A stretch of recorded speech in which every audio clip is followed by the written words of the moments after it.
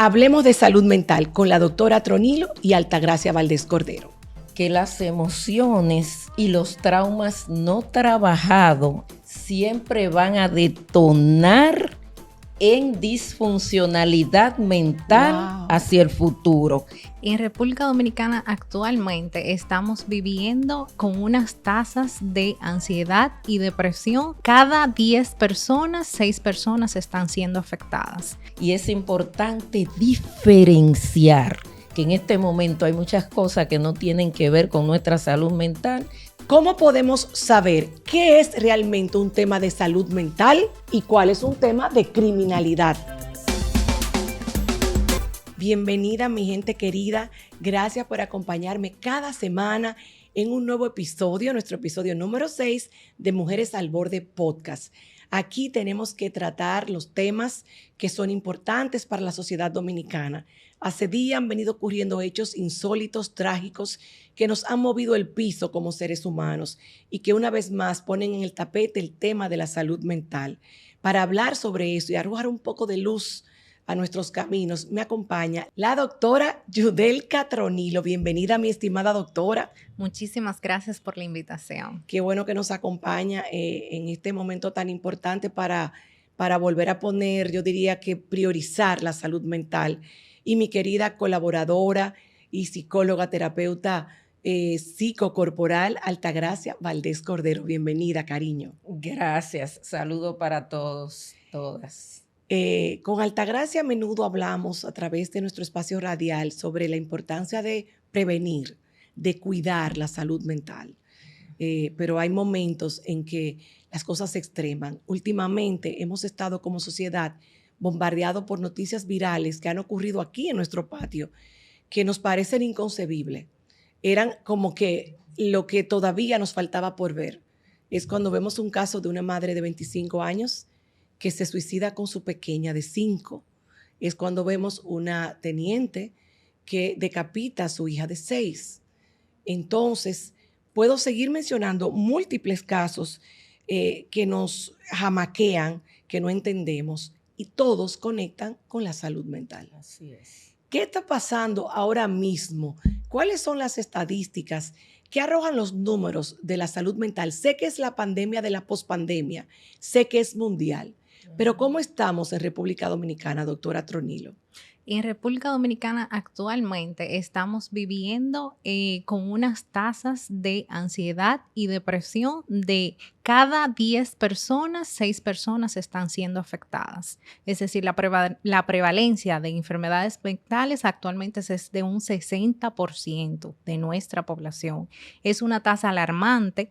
No la mayoría toma tratamiento, no la mayoría acude a la asistencia, primero por las limitaciones en nuestro país y lo segundo es por el estigma que existe de salud mental. Parece mentira que todavía el tabú prevalece, pero también yo escuchaba una cifra no exacta de que solamente habían en el país mil y pico largo de psiquiatras. Y yo me sorprendía porque es imposible que con el número que me dieron, no me acuerdo si era 1,600 y pico, es imposible darse abasto para poder atender los casos urgentes que se están viviendo.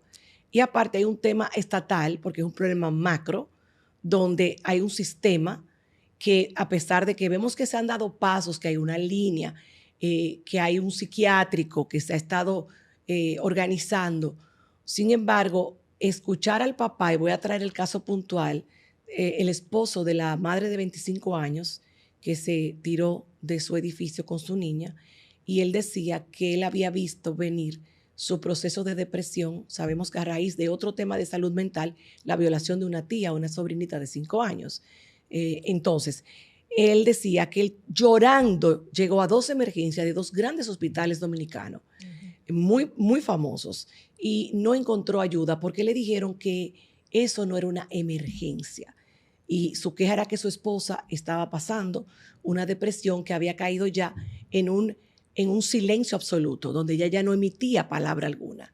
Entonces él sabía que había una situación de gravedad y nadie lo pudo ayudar.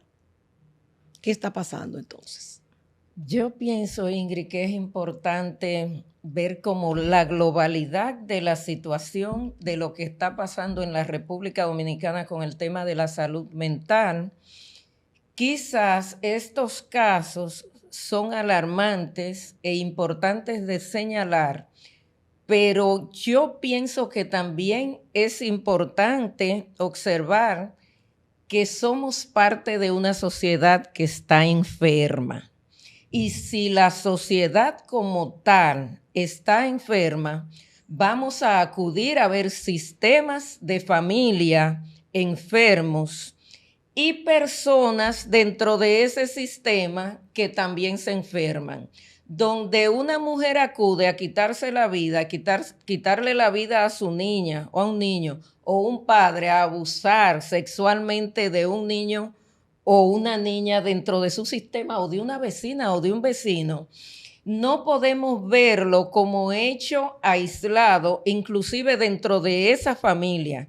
Tenemos que hablar de familias y de sistema de familias que necesitan apoyo de salud mental, siendo parte de la globalidad de una sociedad dominicana que necesita ser priorizada en el tema de la salud mental. ¿Dónde está nuestro problema en la República Dominicana? Y es que nosotros y nosotras no le damos prioridad a ese tema, y justamente es lo que estamos necesitando, ser vista por el gobierno, por todos nuestros ministerios, y no necesariamente decir eso es responsabilidad de la familia o eso es un hecho aislado. Necesitamos legislar también a favor de la salud mental.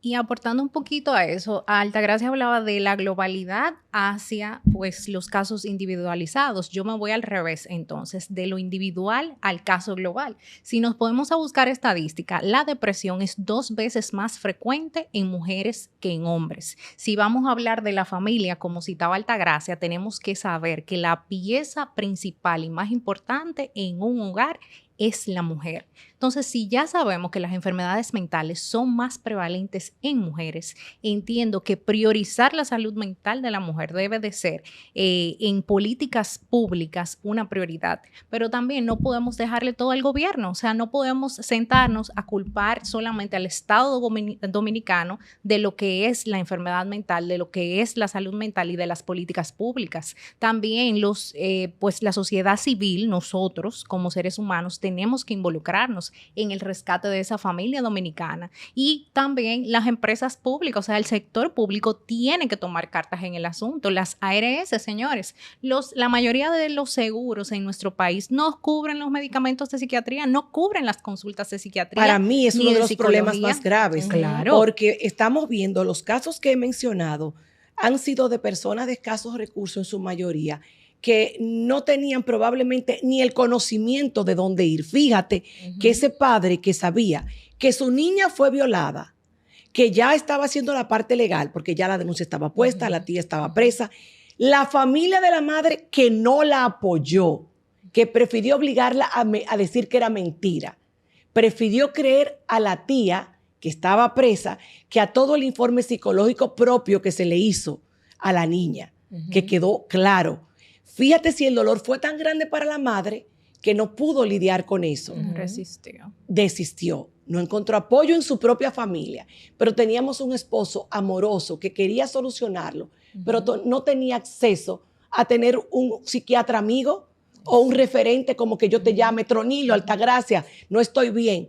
Él no tenía a quien buscar ayuda. ¿Qué él hizo? Él fue a emergencia. Emergencia. No hay un protocolo. A un hospital. Y eso sí es sumamente necesario en la sociedad dominicana. Definir protocolos de atención, saber claramente a dónde acudir, qué hacer cuando pasan estos casos, pero más que todo también, ¿qué tú puedes hacer como persona cuando tú no te sientes segura o tú te sientes mal? Y hay indicadores muy claros de cuando tu salud mental entra en desbalance y cuáles cosas tú puedes hacer. Hay unos 10 indicadores muy básicos, aparte de muchísimos Vamos más, a revisarlo, que nos dicen cuando la salud mental entra en desbalance. Entonces, si tú eres ahora mismo una persona que permanentemente entra en diferentes estados emocionales, en un momento está triste, en otro momento está con ira o irritable, en otro momento está llorosa y en otro momento está eufórica, usted es una candidata a observarse y a buscar ayuda. Si usted está comiendo compulsivamente y en otros casos no tiene apetito, es importante que observe y busque ayuda. El caso del sueño, señores. Ay, sí. Hay un tema de sueño en este país y no solamente aquí, en el mundo también. La gente está durmiendo muy mal.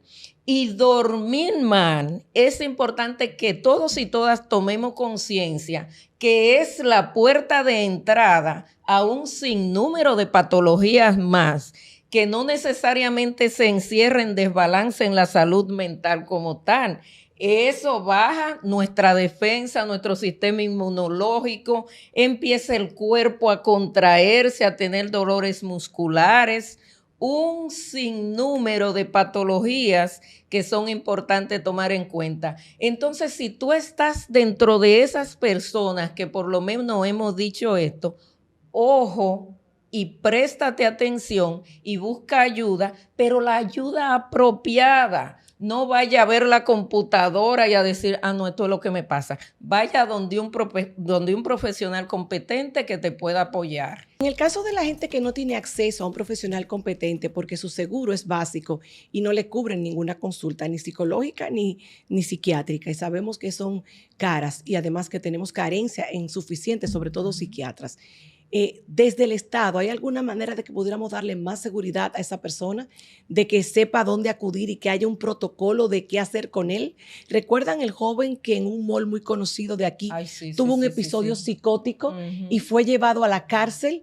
No se le dio la ayuda correcta porque no se entendía lo que es. Volvemos a la falta de información y a los tabúes, temas que no se hablan. Y ese joven murió innecesariamente porque no se manejó como lo que era, una crisis psicótica de salud mental. Entonces, también hay que hacer una campaña informativa. Yo veo mucha gente que no ve el peligro. Esa madre que decapitó a su hija decía que oía la voz de Dios que se lo decía, y en su familia nadie asumió que eso podía ser un problema de salud mental. Y de hecho, luego vi en otro noticiario que ella tomaba medicamentos de salud mental y que los había dejado anteriormente, o sea, pocos meses antes de pasar este evento. Entonces, efectivamente, ya se sabía que había un tema de salud mental. Parece que era algo pues que lo tenían... Pero fíjate, por ejemplo, hay casos dentro de un hogar donde el Estado no puede intervenir si no es llamado, si no es avisado. Por eso es que yo entiendo que la educación al final sigue siendo el primer problema que tenemos aquí. Yo estoy totalmente de acuerdo. El sistema educativo debe ser un aliado vital en el tema de la salud mental. Pero con relación a lo que decía la doctora y tu pregunta anterior, Ingrid, yo creo que es importante que tomemos conciencia de no normalizar estados y comportamiento. Aquí dicen, no, es que Ingrid es así. No, es que ella es loca. Que ella es loca. Y entonces, no, ella es loca. Y entonces, como ella es loca, ella es acelerada y es así. No, señores. Es importante observarnos y no es que ella es así. Hay comportamientos que no son normales y dentro de la familia, cuando tú ves que una persona está desequilibrada, orienta. Esa es la responsabilidad como familia y es la responsabilidad individual también observarte como hombre, como mujer y observar a tus niños y a tus niñas dentro de la familia es parte de la prevención de esta problemática también. Pero doctora, por ejemplo, en el caso de la depresión, que es uno de los casos que lleva más al suicidio, ¿verdad? Volviendo a esta joven que nos desarmó a todos, ¿verdad? Una persona puede estar deprimida o con un tema de ansiedad y no necesariamente su familia entender la gravedad del asunto. Porque yo te aseguro que ese papá estaba preocupado, pero como él dice, yo me despedí de ella y jamás me imaginé que ella iba a cometer eso. ¿Qué tan riesgoso es que una depresión te detone un brote psicótico? Mira, inmediatamente hablamos de depresión, entonces la alarma de suicidio debe de encenderse. Es decir, es una persona que desde ya sabemos que tiene el riesgo de. Entonces tenemos que tomar las medidas de precaución. Si esta persona no está siendo asistida por un profesional de salud mental y no está siendo medicada, entonces las alarmas deben de encenderse aún más. Entonces existe lo que se llaman gestos suicidas. Es decir, son pequeñas conductas que, aunque la persona quizás no lo exprese verbalmente, no diga me voy a quitar la vida, pero pueden intuirse de que pues está pensando en el suicidio. En el caso de esta joven madre con su hija, de repente ella quizás a alguien en la familia le mencionaba, mira, si esta situación con mi hermana no se resuelve, yo no sé qué voy a hacer, yo no voy a poder más. De repente yo me quiero ir y dejarlos a todos. Si yo falto en algún momento, les encargo a mi hija que en ningún momento le falte nada, de decirle al esposo, mira, en tal banco yo tengo unos chelitos en buen dominicano, si yo falto en algún momento para que tú sepas que están ahí. Ella no está diciendo, ella no se está despidiendo, diciendo adiós, pero me voy a quitar la alarma. Vida, pero es una alarma porque es un gesto. Es decir, es un gesto de que yo estoy pensando entonces, en qué pasaría si me quito la vida. Es un mito entonces cuando dicen que la persona que lo anuncia es para llamar la atención. Pero ese no es un anuncio per se. No. Son señales, son indicadores simulados. Y ahí el aislamiento es vital que se tome en cuenta, porque aunque la persona no te diga que se va a quitar la vida, si es una familia donde las personas se observan, si es un entorno laboral donde estamos preocupadas por las compañeras y compañeras, siempre van a haber señales. ¿Cuál es una prevención y responsabilidad nuestra también? Estar pendiente de las otras y de los otros, Ingrid y doctora, sí. Porque nosotras a veces salimos de los espacios y estamos una hora juntos y digo, pues te cortaste el pelo, pero nos vemos siempre y yo me doy cuenta si acaso una hora después o luego. Entonces es importante que en la familia estemos pendientes de cuidarnos una de las otras para luego no decir, es que no dio ninguna señal. Siempre hay más de 3 señales de la persona que cometió un hecho así. Entonces nos está faltando empatía como seres humanos. Definitivamente sí, en de esta unos sociedad, a otro, en cualquier entorno. Claro, es un componente vital que hace falta en esta sociedad actualmente. Escuchaba el otro día a una psicóloga hablar de que más o menos había una cantidad establecida rápidamente, quizás no es exacto, de 6 personas suicidándose por semana en República Dominicana, donde la mayoría eran varones y eran hombres jóvenes. Y eso me pareció muy alarmante a propósito de que se suicidó un chico amigo de mis hijos. Entonces son cosas donde tampoco lo vieron venir.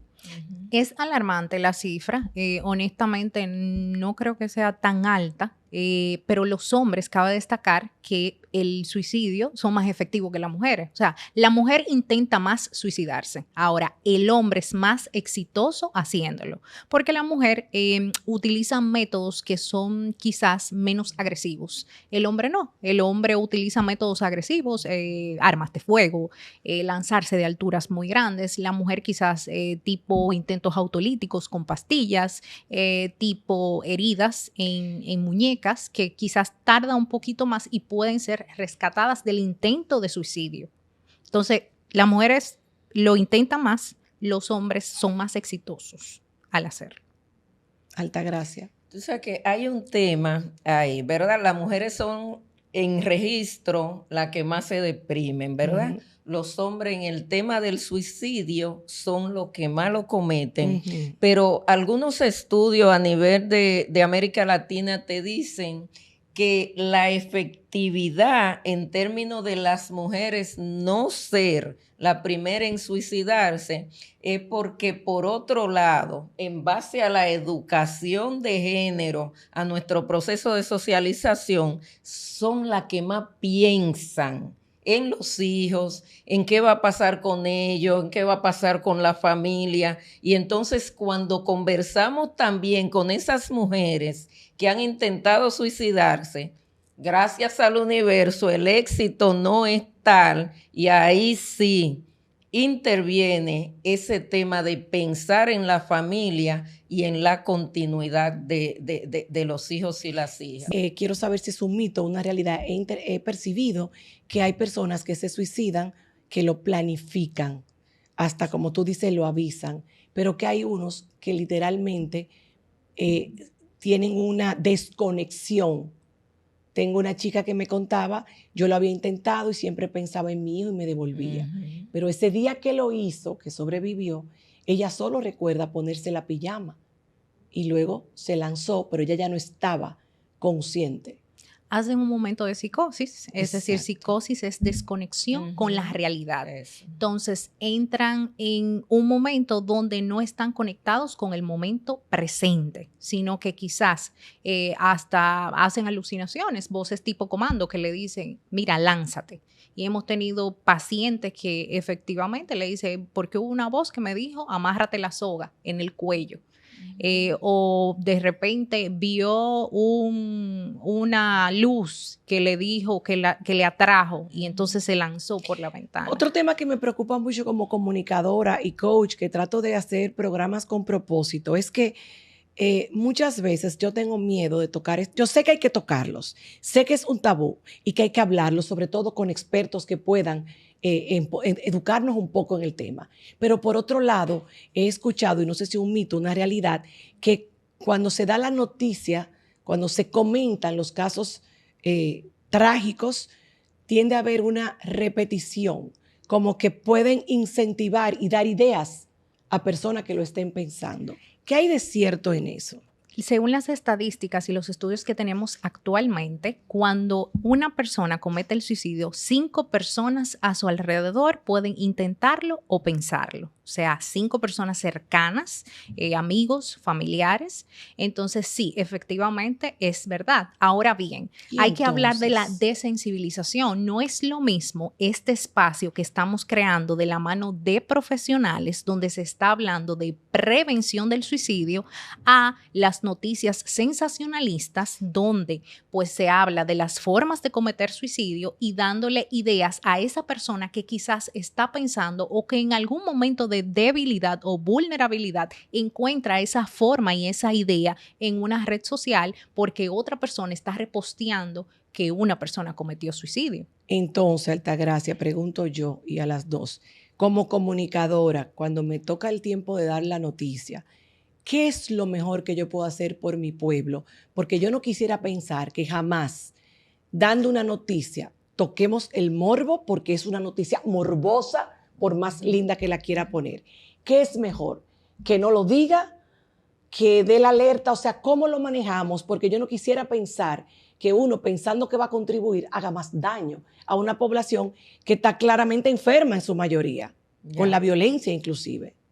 Un suicidio es una noticia en cualquier espacio que ocurra. Como comunicadoras y comunicadores, yo pienso que hay que hablar de la problemática y paralelamente introducir la parte esperanzadora. Okay. ¿Dónde está la situación aquí? Hablamos del morbo. Pasó esta situación, cualquier problemática, sea de salud mental o no, que detone en una situación trágica, los medios la lanzan como tal y lo leemos en el día a día. ¿Qué es lo que nosotras necesitamos también?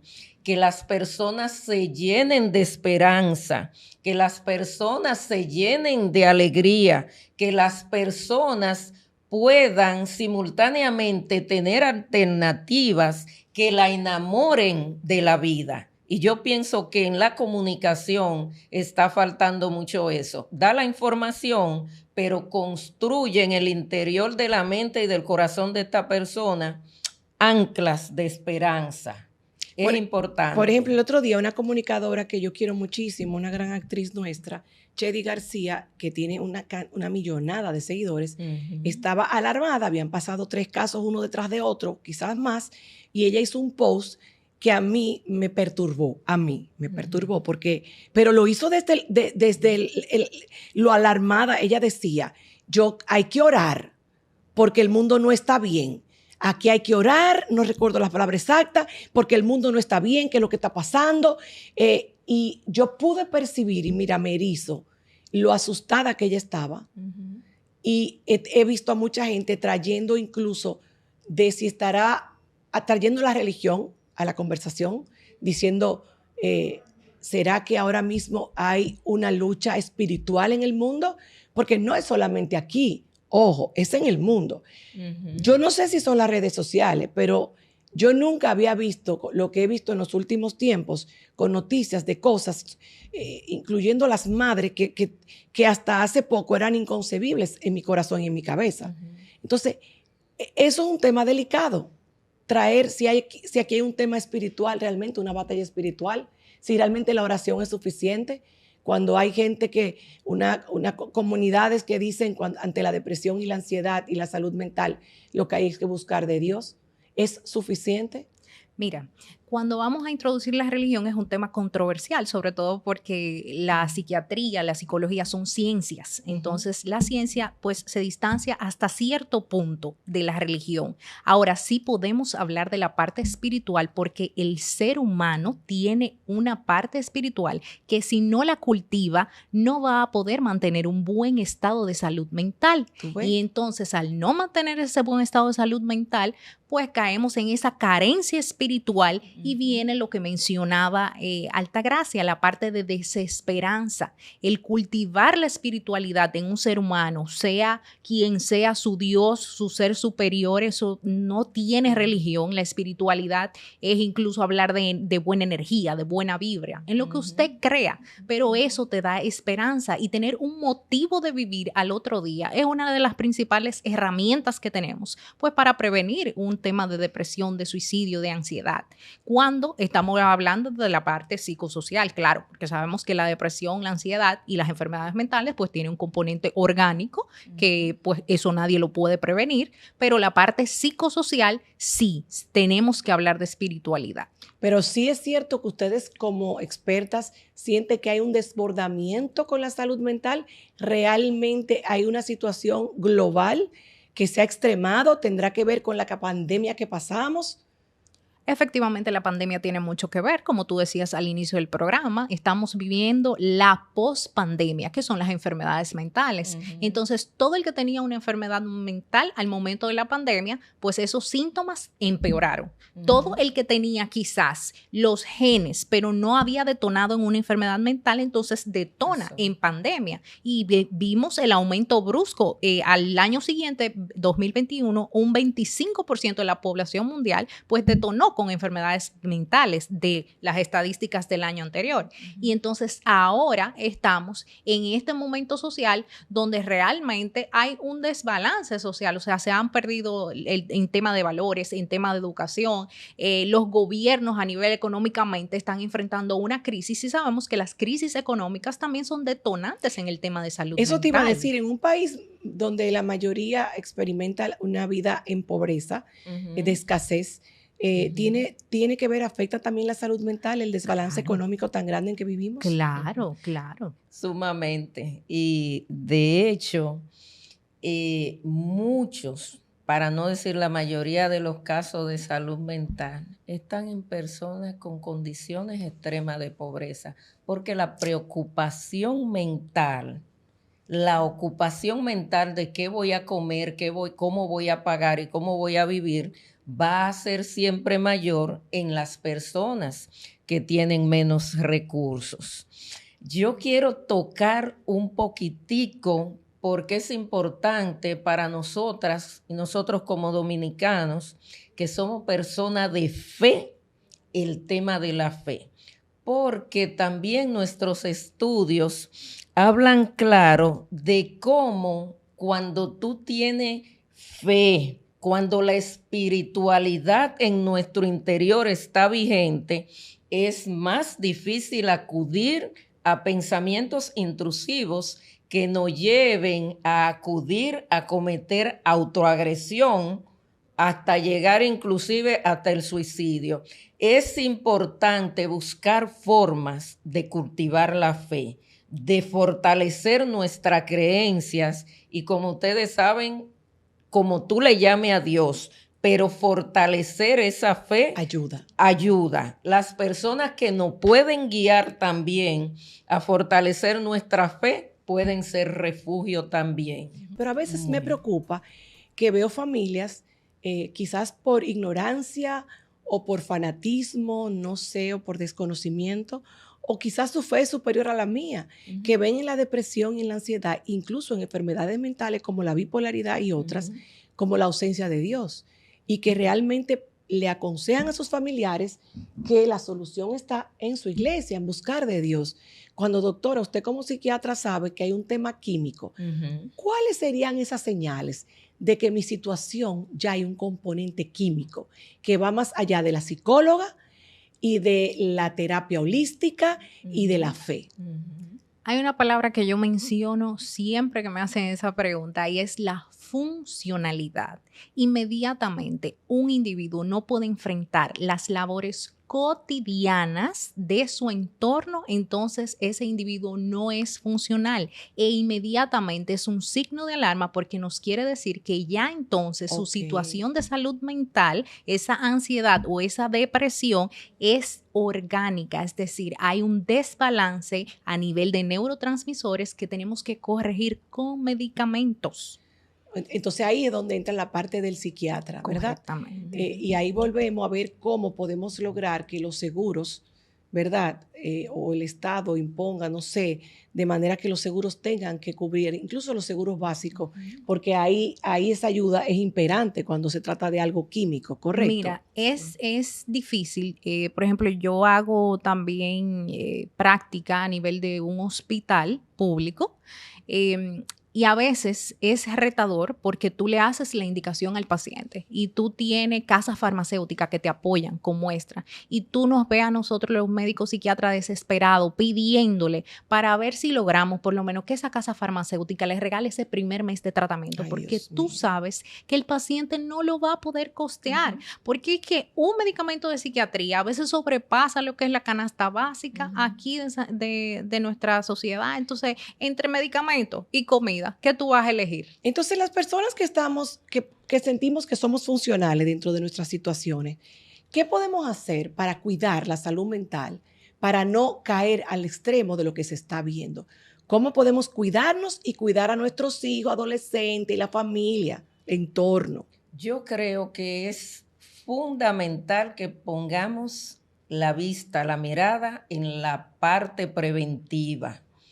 Es sumamente importante y hay muchas cosas que podemos hacer antes de ir a la psicóloga o al psicólogo, inclusive a la psiquiatra y a la medicación. Y es importante que cuidemos nuestro cuerpo y nuestra mente y hay un sinnúmero de ejercicios que nosotros podemos hacer.